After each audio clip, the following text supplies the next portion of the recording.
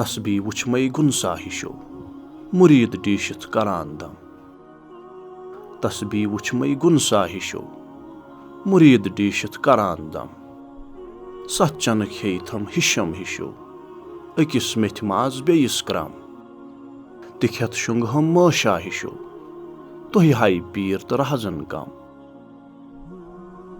اے نفس و شکم پرست ملا میں نے تیری موٹی اژدھا جیسی تسبیح دیکھی. مرید کو دیکھتے ہی تم ایسے دم ساد کر تسبیح گما کر یہ تاثر دے رہے ہو کہ تم کوئی خاص وظیفہ پڑھنے میں مصروف ہو. پھر مرید کے گھر جا کر 7 بڑے بڑے ضیافت کے طباق کھاتے ہو. کسی میں میتھی گوشت اور کسی میں مختلف سبزیاں ہوتی ہیں. یہ سب کچھ کھا کر تو بھینسیں سانڈ کی طرح غفلت کی نیند میں مست ہو کر سوتے ہو اور اللہ کی یاد سے غافل رہتے ہو.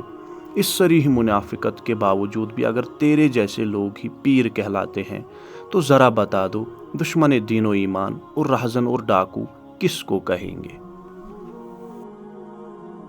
علمہ پور وہ وفقے ہوسے چھلس چھو زاگان اکس اخ علمہ پور وہ وفقے ہوسے چھلس چھو زاگان اکس اخ کو چھو گمان اس چھ خاصے تتنو مکلیو ساس مزاق.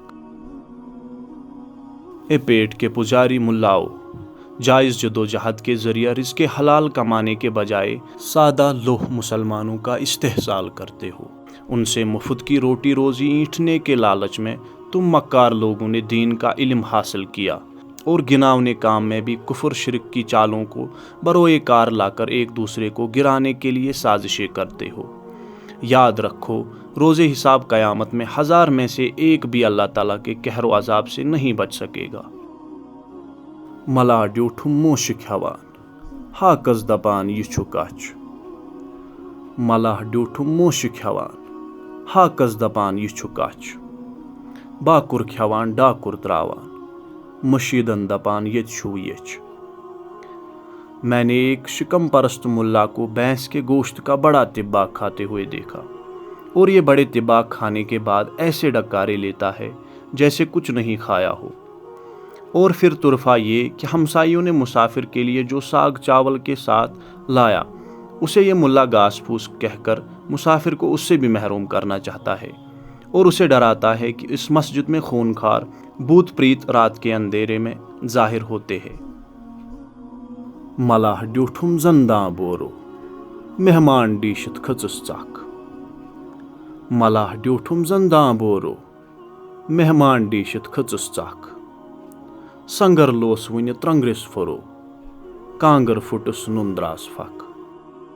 مفت خوری اور شکم پرستی سے ملا کتنا گمراہی میں غرق ہوا ہے میں نے یہ اپنی آنکھوں سے دیکھا. ایک شکم پرست ملا عالم کو میں نے مسجد میں دیکھا کہ جو بہت بڑا بدنما چولہا جیسا لگ رہا تھا. مسجد میں مہمان مسافر کو دیکھتے ہی وہ خشمناک ہو کے بہت برہم ہوا.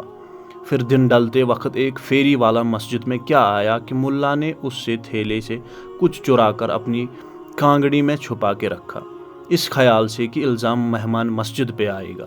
لیکن قدرت کا کرنا کیا ہوا کہ ملا کی کانگڑی گر کر ٹوٹ گئی. چوری کا مال بکھر گیا اور ملا سرعام رسوا ہوا.